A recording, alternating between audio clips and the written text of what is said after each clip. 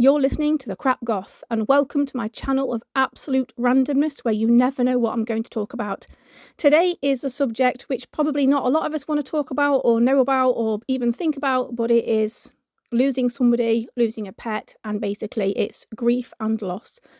The reason I'm making this is because I had a really horrible experience this morning, which made me so angry. I literally, I was going to burst. I was so furious.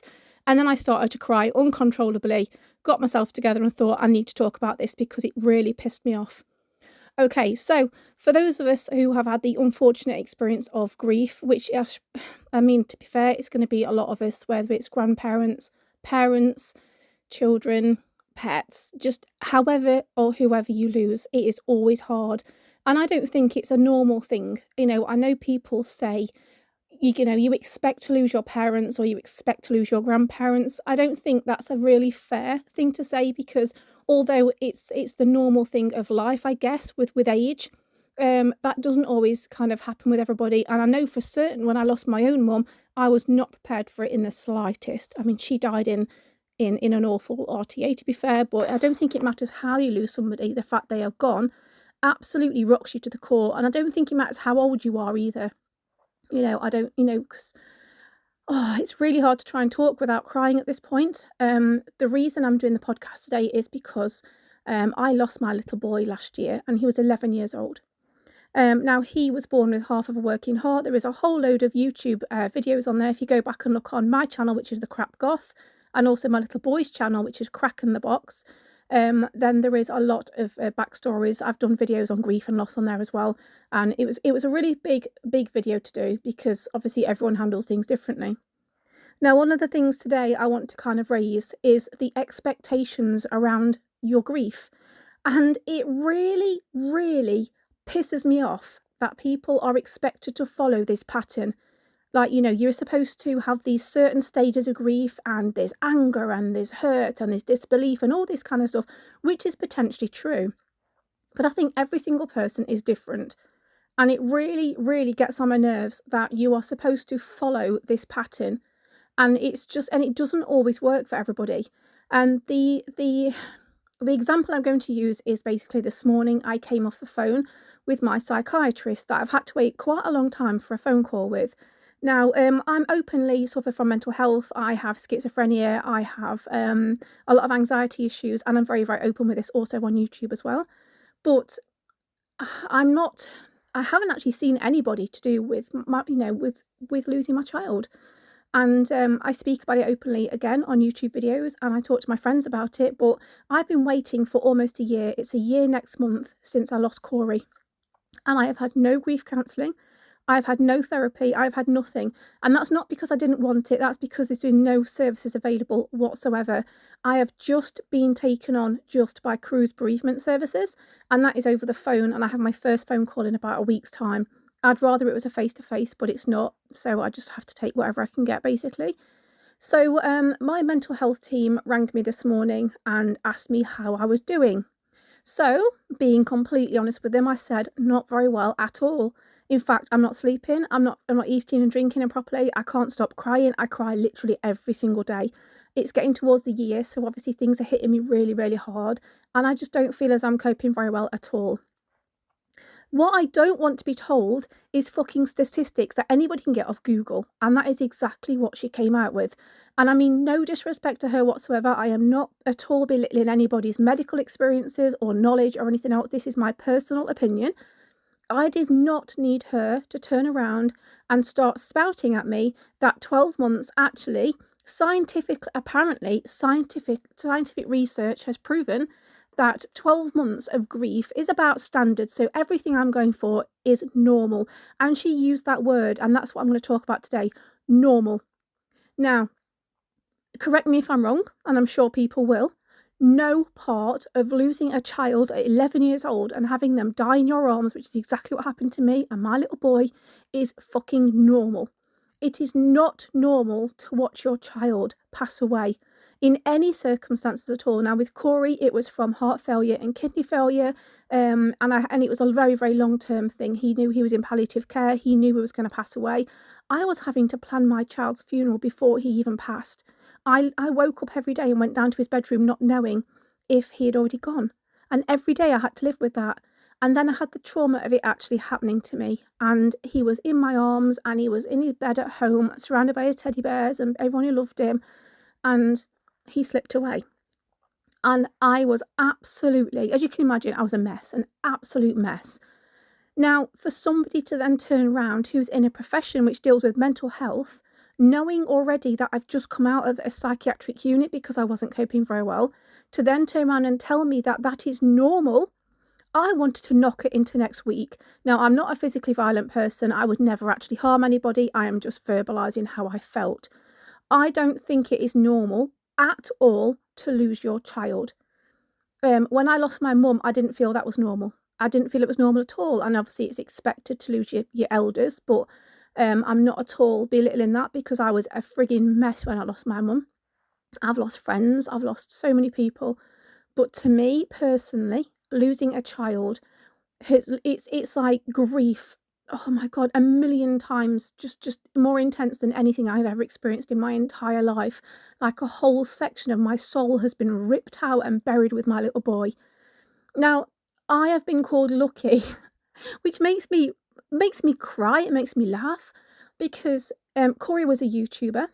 So yes, I am lucky in the fact that I can turn on YouTube, I can put on Kraken the Box and I can see him smile, I can see him laugh, I can see him make fun of me and us interacting together because we filmed all the time together.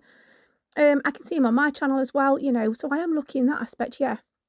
But am I lucky in the fact that my child was born with a congenital heart defect and that I spent pretty much the whole of his life in hospital? He wasn't able to go out and have friends. We were very, very restricted when it was going out, mixing with people. The whole isolation thing over COVID, there were so many people who had to stay in, they couldn't leave their houses. That was our life, like that was us for years. Like it wasn't just a COVID thing. Again, I'm not belittling anything like that, but for us that was normal. Not being able to mix, not being able to go out, washing literally everything that comes into the house, no shoes in the house. Anybody's got a cold, they are not mixing with us.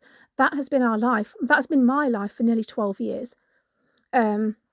So losing Kori, obviously, as you can imagine, absolutely devastated me. And one of the things I'm struggling with at the moment is the fact that technically Kori passed away on the 9th of July last year, which was obviously 2023. And for the whole world, because there's a lot of people who follow Kori, for the whole world, that's when it happened. You know, for me, it's really only been a couple of months because for those few days after Kori passed away, I spent some time with him at a children's hospice because he passed at home and he was moved to the hospice. So I spent 5 days with him there before he got taken to the funeral home, which I did not want to see him in. I could not see him in one of those forever beds they were going to put him in. I just couldn't do it. And then there was the organisation of his funeral and everything else. And then there was keeping both of the YouTube channels going, designing his headstone and all that kind of stuff. And his headstones only been installed in the past month. So there's been so many, for me, there's been meetings and there's been going on the radio to talk about Kori and things like that. There's been the BBC Awards, which we were both a part of. Kori won 2 bravery awards. I won an award for caring for Kori. So there's been lots of different things happening. So for me, there hasn't been any kind of closure, really. His headstone being installed was one of the last things to happen. And that only happened, like I said, within the past, 3 to 4 weeks. So for everything, for me, is extremely fresh. So I have not been coping. I do keep the YouTube channels going. I film for both of my channel and I do a lot of unboxing videos, and I probably put on the kind of like messing around and that I'm really bubbly and really upbeat and really happy, and most of it is a mask because, like most people who are going through something really intense in their life, they don't want the whole world to know about it because nobody would tune in. They think you're a boring twat. No one wants to listen to you or watch somebody crying all the time because it's depressing for them. So you put on a show for some people, basically. I'm not saying everything's fake because it's not. I really do enjoy what I do, but some days it's fucking hard because I want that little boy beside me. I want him shooting me up the arse with a Nerf gun, which is what I used to do on a regular basis. I want him laughing and joking, and he's not there. And it's really, really hard to carry on. Now, for those of you who follow my YouTube channel, you will know that I had a massive, massive rant at the DVLA, which is the driving authority over here in the UK, because they stripped me of my driving licence when I had a hospital admission. Now, this was not they put me down as having some psychiatric illness meltdown thing, which wasn't why I was in the hospital. It was because I was basically not coping with Kori's death at all. So I went off there for basically 5 days of respite, absolutely no medical intervention whatsoever, just somewhere to go that wasn't a home, where someone could keep an eye on me, basically. There was absolutely no medical reason at all why I couldn't drive, yet they took my licence away anyway. They decided to ban me for 3 months, pending a medical review, and then at the end they took it away totally. It took 2 medical people writing letters, fully backing me, and a 5-page letter from myself also just, kind of accusing them of the Disability Discrimination Act coming into force, to get my licence re-awarded, which was fantastic. That was brilliant, obviously, so I've got my independence back there as well. But that all came because I had a talk with a medical professional and said how I was feeling, not something I was going to act on, just the way I felt. And that got logged, it got recorded, it got taken out of context, and then my license was stripped. And I very, very much feel as though the same as mental health, grief and loss is one of those taboo subjects that people either sugarcoat the shit out of or don't talk about because you can't, because you get punished for it. Now, if you're classed as being I will say now, if you've got a mental illness already, pretty much everything that I've experienced personally gets put down to fucking mental health issues. If I have an asthma attack, because I've got quite severe asthma, if I have an asthma attack and the ambulance comes out, they put it down to having an anxiety attack and say I'm hyperventilating. I'm literally there on my inhalers, I'm squeaky breathing, everything. I know what an asthma attack is. I've lived with it like my whole life. And it seems to me that that is the go-to for everything. Now, put on grief and loss on top of mental health as well. And people just think you're having an episode. And it really pisses me off because it's downplayed massively. Now, people keep wanting to drug me. And this is one of the things that really, really gets on my tits because I don't want to be drugged. Antidepressants are not going to stop my son from not being here. I understand for some people this does help them, absolutely, it helps to stabilise their mood and all that kind of stuff. I don't drink, I don't smoke, I don't take drugs. I take diazepam when I need it, but I don't want to be drugged because my son has passed away. I would like somebody to give me the chance to sit down, to talk to them, and to openly discuss how I feel, how absolutely devastating it was to watch my little boy die in my arms. But then it's not even just the act of him actually passing, which was absolutely the worst moment of my entire life. It was like 11 years prior to that, knowing he could have died at any time, at any of the open heart surgeries that he actually had. And all of the medical forms I had to fill in, every single time he went in for open heart surgery, he could have died. And them asking me every single time, if he passes, what would you want us to do with his body? And all of this stuff, which is really, really intense. I know, it's awful. And so all of those 11 years are wiped out completely. They're just focusing on this one thing. So they want me to take medicines and I don't want them. I don't want antipsychotics because my child died. I don't want antidepressants because my child died. I would like to have counselling. I would like to have grief therapy. I would like to have whatever it takes to help me to cope with it without being pumped full of drugs. And that just isn't available. So this morning's phone call went kind of my psychiatrist ringing me up on the phone and saying, how is your mental health? Me saying, it is shit. I am, again, like I said, I'm not eating properly. I'm having nightmares. I'm crying all the time. Then she went on to tell me that I said that the stages of grief, which I already know. I can look on Google if I want to know anything like that. She then went on to tell me how grief is pretty much a universal thing. It's to be expected. Everything I'm experiencing is completely normal. And then I started to say to her, this is not normal. And she said, well, actually, it's backed up by scientific research, which states that 12 months is roughly the period of where the human body, and by that point, I slammed the phone down on her. Because if I hadn't have done, I'd have told her where to go. And it really made me angry. So this is my point is that every single person who loses somebody does not have to follow this path of a certain time limit, and people should not be treated as in, that they are in this time bracket of, oh, you're 6 months in, so we're going to allow you to apply for counselling now, or you're 12 months in, why are you not over it already? It is absolutely fucking stupid. It took me 14 years to come to terms with the fact my mum was no longer here. And it took me going to, I had this therapy called EMDR, which I didn't think was going to work, and it worked brilliantly. It helped me to come to terms with things. Now, I'm not going to get over losing my child. I don't think that's ever going to happen. I will never, ever, ever get over the loss of my beautiful little boy, ever. I'm going to stop crying now. He was my best friend in the world. Now, I have 2 other girls as well, and I absolutely adore them, but the bond that Kori and I had was so difficult because it was so different, should I say, because he was so medically challenged. He needed me for so much, and he relied on me, and I was his only caregiver, really, when it came to anything like that. So not only have I lost my little boy, but I've lost my routine, I've lost my sense of purpose, I've lost myself. I cannot cope with the fact he's no longer here.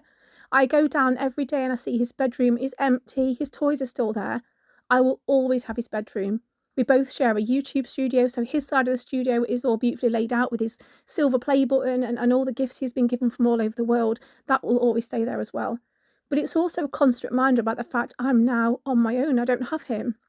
My big girl, she's moved out. She goes to university. She's settled. She works. She's brilliant. My little girl's all for daddy because he's the one who's basically raised her. I am married. But obviously, because I looked after Kori all the time, my little girl always ran to daddy for everything. Although obviously, I love her to pieces and she's my baby. It was always me and Kori against the world, if that makes sense. So I've lost a sense of myself.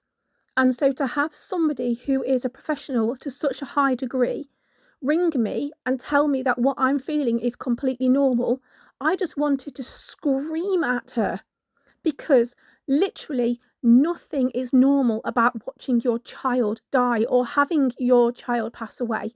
It's not the normal progression of things. I don't think death is normal. It's such a weird thing. Of course, it's a normal part of life. I get that. I get it happens to all of us.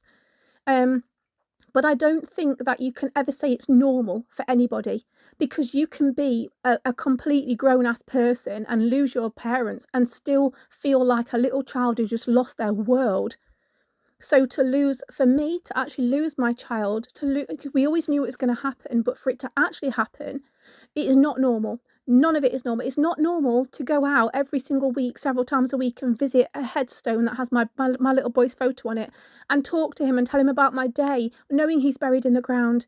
It's not normal for his birthday to come around and I want to buy him something so much, or to go food shopping and see his favourite snacks on the shelf. And I started to do that. I started to buy his snacks and put them on his bed, but then I did actually stop doing that, and I'd buy him presents, and I'll take him a new solar light down to his resting place, or buy him something for the garden or whatever. But basically, what I'm trying to say to you is that there is not enough people to openly talk about the effects of death and what it has on us, and the fact that we are expected to carry on. You're expected to go to work and carry on. You're expected to work around this void in your life, and some people cannot do that. They cannot do that. And that's what people don't realise. I think everybody has different coping mechanisms. Some people meditate, some people smoke, some people go out drinking, some people will throw themselves into work. Some people will go off and take their own lives because they can't live with the fact they've lost somebody. And I was on that path. I was on that path of not being here anymore. Because I just, and I must admit, I still have days where I feel like I really, really cannot cope with the rest of my life without him. Like, how am I supposed to carry on? So to have a medical professional tell me that what I'm feeling, that when I'm sobbing on the floor in my pajamas because I can't function, and the mere sound of his voice or his YouTube intro brings me to absolute floods of tears, and the beautiful parcels we get through the door for his YouTube channel that say Captain Kori on it, or Kraken The Box, or whatever, and it's so beautiful, and the presents we get gifted for him are still so beautiful, but it breaks my heart. I absolutely love it. I love everything we do to do with Kori. I always want his memory to stay alive. I always want to have everything to do with Kori. I don't want it to stop ever. But they have to understand that for me, this is not normal. I'm sure for lots of other people and parents who've lost their children, it's not normal at all. I know several parents from the heart community who've lost their children, and it's years later and they still absolutely break at every opportunity. Some have had to move house because they can't bear to look at their children's bedroom anymore. Some people just absolutely shut down and have just had massive breakdowns. But I will say this, no matter whether we're talking about a pet or a child or an adult, or literally it can be anything at all. If you have suffered loss and you are absolutely broken through it, do not let anybody, I don't care whether they're fucking, I don't give a shit if they're the president of the United States of America, I don't care if they're frigging, I don't care if they're God, I don't care who they are. Don't let anybody tell you how long you should mourn for, how you should feel, what stage of grief you are at, because only you know that. And that is what today's podcast is about. It's a rant, basically, to tell everybody who thinks they know best to shut the fuck up, because they don't. People mean well, I'm sure. People mean well, and they're beautiful, and their actions are incredible, and they'll want to support you, and they'll want to say things to make you feel better. And that's different. I'm talking about medical professionals who are telling you that you need to have so many pills shoved down your throat and that you should be over this by now, or whatever. Because it can be the smallest of things. I'm sure most of us, like I said, have experienced grief in some kind of respect, but it can be that small thing. It can be the smell of a food. It can be the smell of a cigarette, maybe. It can be a piece of music on the radio. It can, I don't know, a place, anything can set you off. You can be fine one minute and literally on the floor in pieces next. So it is not normal. It's not a normal thing to feel. And I don't understand why people use that terminology, because it isn't. It's horrible. Grief is one of the most debilitating, horrendous experiences anybody has ever got to go through. At some point, we're all going to go through it. And it's horrible. And the same as, I'm going to finish this off now, but the same as, don't make people feel shit about themselves for mourning pets as well. Like, I'm not going to mention any names, but I have an extremely beautiful, amazing friend who I think of as family, who recently lost a pet. But basically, that, I'm not going to say anything, but that's not just a pet. Like people think they're different to humans, and they're really not. They are family. You know, you love them unconditionally. Some people don't have children, they choose to have fur babies instead, or I don't know, a goldfish, anything. It can be anything. If you have love for another being and that being passes away, you are absolutely broken, and you should never, never, never kind of make that person feel bad because maybe they're, because potentially a fur baby isn't a human. It doesn't make a difference. All this, everything else, like love is love. Well, that goes the same thing for grief as well. As long as there is love there and the grief happens, you should never, ever, ever make anybody feel bad for the fact that maybe, mourning the loss of a pet is not just as big as mourning the loss of a human. It's awful. It's horrendous.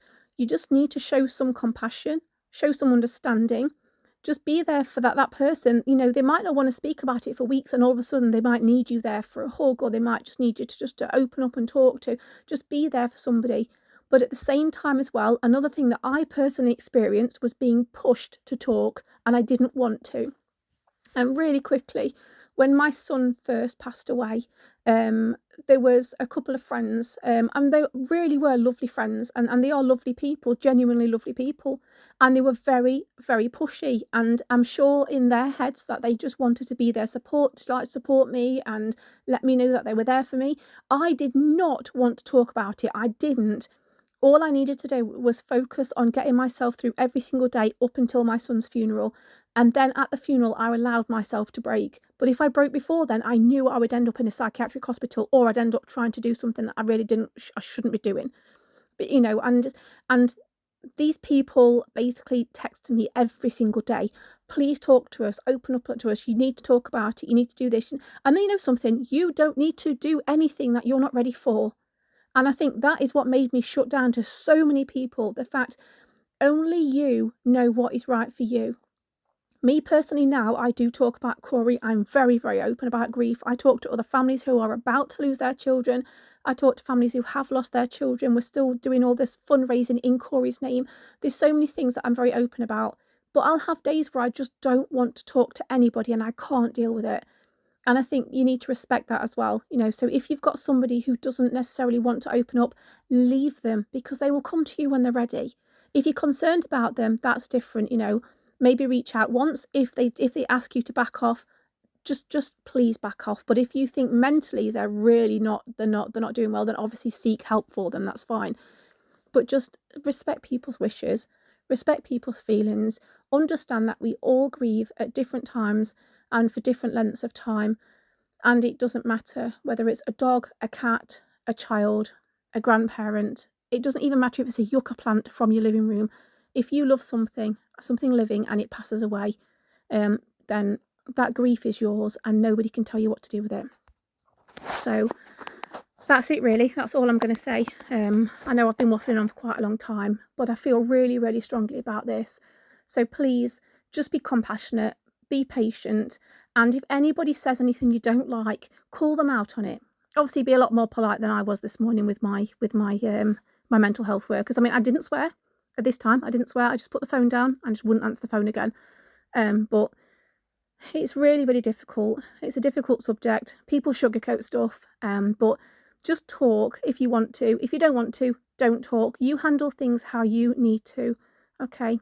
And yeah, if you want to message me, please feel free to. Like I said, I have several platforms. I am on the Crap Goth. I have a Facebook page called the Crap Goth.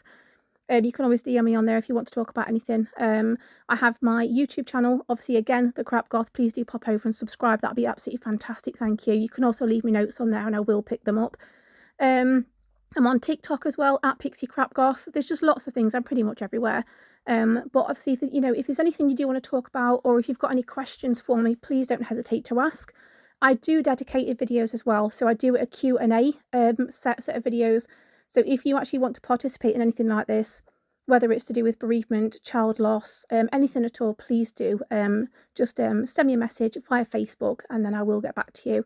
Thank you so much for listening. Sorry for the rant. I just have very, very strong opinions on things like this. And I don't think that people should be pushed into doing stuff they're not ready for, or being told that something is normal when it quite clearly isn't.